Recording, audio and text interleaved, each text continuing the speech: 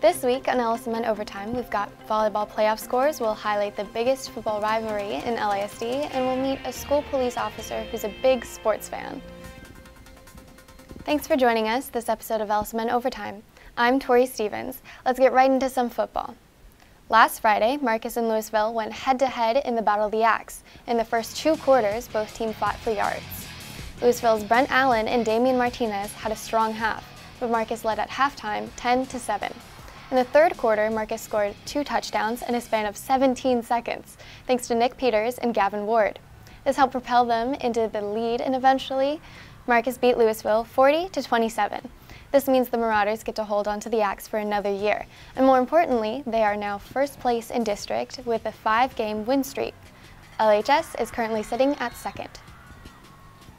Over at the Colony, the Cougars hosted the Lone Star Rangers. The game started off with an early field goal by Edwin Lopez for the Colony.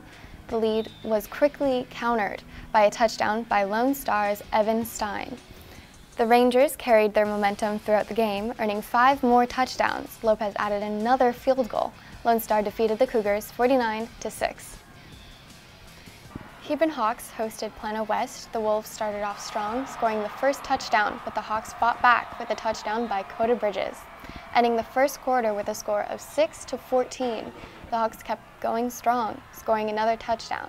The first half ended with a score of 19-21. The Hawks turned things around in the second half as they scored touchdowns by juniors Lane Haworth and Carson Dean. Hebron defeated Plano West 47-35. Friday night, Flower Mound beat Plano 39-28, bringing up spirits after their last loss to Plano West. Marcus and Lewisville have a long-standing rivalry with their yearly Battle of the Axe. Ian Cox has more on that story.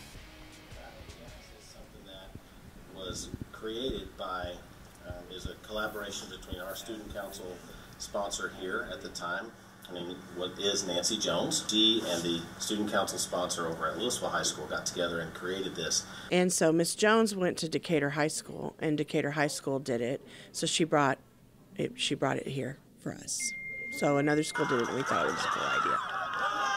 So many times with the Battle of the Axe, this game has been the deciding factor for who is the district champion and who gets to go on in the playoffs. And it's just, both teams have such a strong history of having great football teams that in addition to being crosstown rivals, it's also a high stakes game. So that adds to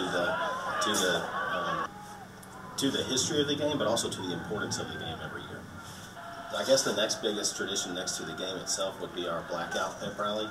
We kill all the lights in the middle of the pep rally, and we have neon lights on. And so it's just a really cool environment for our students, and they always go crazy when that happens. And then we have traditions like the drum line comes down and performs, and the cheerleaders perform, and drill team.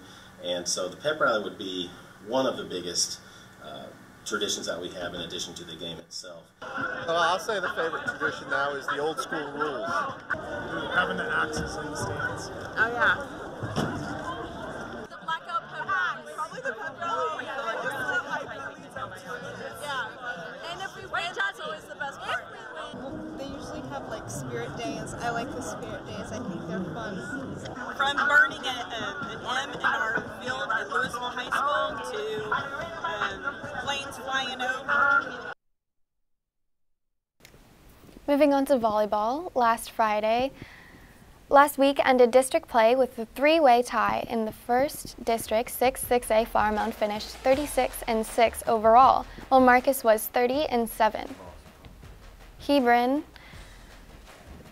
Hebron finished 4th at 25-18. Last night was round 1 of the state playoffs. Flower Mound went up against Prosper with falling 3-1 to the Eagles.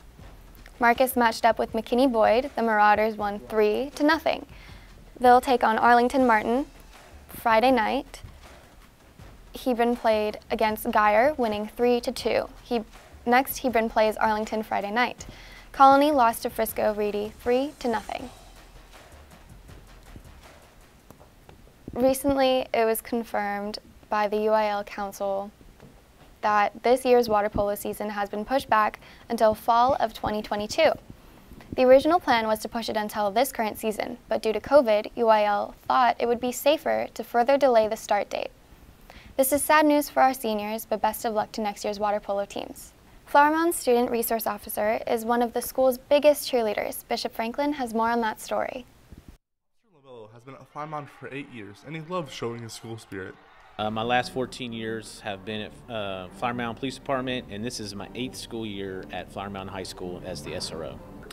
My favorite sport is baseball. I love baseball, football, basketball, but I would have to go with baseball as the favorite. Although he has been a cop for 18 years, he has always been a huge sports fan. I grew up in a sports family, and I really loved playing sports as a kid. And honestly, once I got done with college, I played in adult sports leagues and stuff. So I'm a huge sports guy. Football, it's nonstop action. You know, playing baseball, I loved it. You know, I loved the strategy, the mental side of the game. But as far as entertainment, definitely football. Officer Lobello does his best to support school sport activities and interacting with students. Myself and the other SRO that worked here thought getting involved with the sports and stuff at school was a good way to connect with the kids. So that's kind of the main reason why we're so involved. Officer LaBelle is really a great guy. He goes to a lot of the football games and hypes up by like tweeting out during the game and just getting everyone real excited. Whenever I go to a sports game here at Flower Mound High School, I always see Officer Lobello cheering on our players and bringing up team morale. Flower Mound is proud to have such an involved student resource officer. Reporting for LSMN Overtime, I'm Bishop Franklin. This season, Colony Boys Cross Country hopes to see their first state appearance since 2015. The cross country team has a motto, small in numbers but big in effort. And so far, they are staying true to their word. Colony Boys have placed 4th in the state qualifiers, and the cross country girls just reached Region 1 championships. Look forward to seeing where Colony's ranks on Friday, November 5th at the UIL State Cross Country Championships. This week on Coach's Corner, Brody Lewis sits down with Marcus volleyball coach Danielle Barker. Hi, volleyball coach Danielle Barker. Coach Barker, thank you for joining us today, and I want to start off by congratulating you on making the playoffs this year in a very tough district.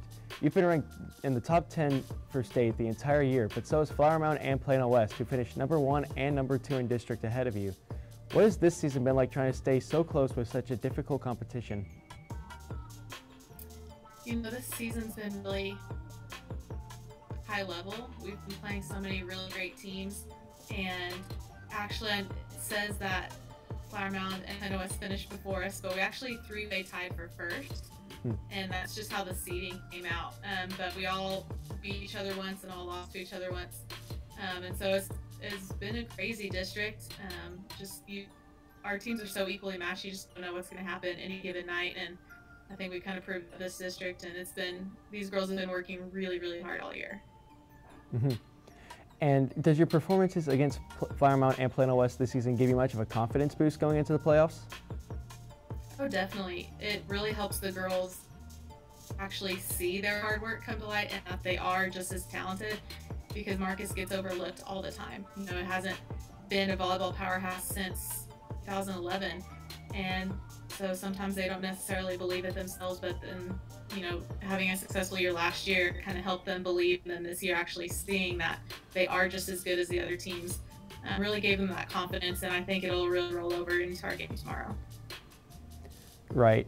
And finally, Tuesday night, you're matching up with another top 10 team in McKinney-Boyd. Does your game plan change much when you get into the playoffs, especially against a top team like Boyd, or is it going to stay more or less the same? Some will change, some won't. You know, it's do or die. This time before, it's, you know, if you win, lose, it's okay. You know, there's still more. There's still a chance, but, you know, this is it. And so the preparation's a little bit different. Make sure the girls know that this could be the last, so we want to practice like it is our last, and not have any regrets.